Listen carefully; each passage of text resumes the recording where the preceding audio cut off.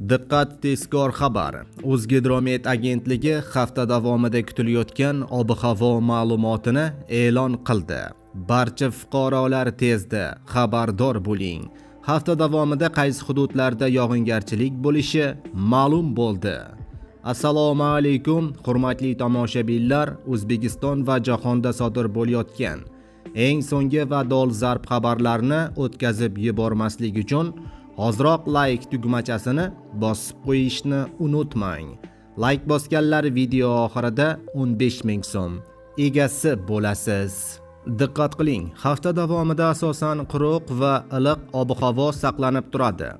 Ayrim hududlarda havo harorati 38 darajagacha ko'tarilishi, cho'l va shimoliy hududlarda esa kuchli shamol hamda chang to'zonlar kuzatilishi mumkin. Seshanba kuni kunduzi mamlakat hududining katta qismida quruq va asosan kam bulutli ob-havo bo'lishi kutilmoqda. Faqat Farg'ona vodiysining ayrim joylarida, shuningdek respublikaning tog'oldi va tog'li hududlarida qisqa muddatli yomg'ir yog'adi. Momaqaldiroq kuzatiladi. Havo harorati +25-28 daraja atrofida. Respublikaning janubida va cho'l hududlarida 30-33 darajagacha bo'ladi.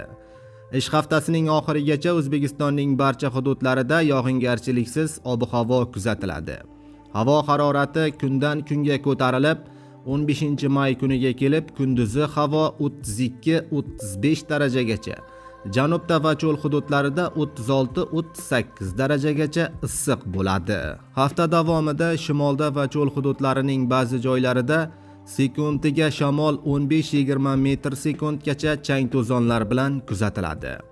Hafta davomida poytaxtimiz Toshkentda, ya'ni 13-maydan 15-may kunlarigacha yog'ingarchilik kutilmaydi.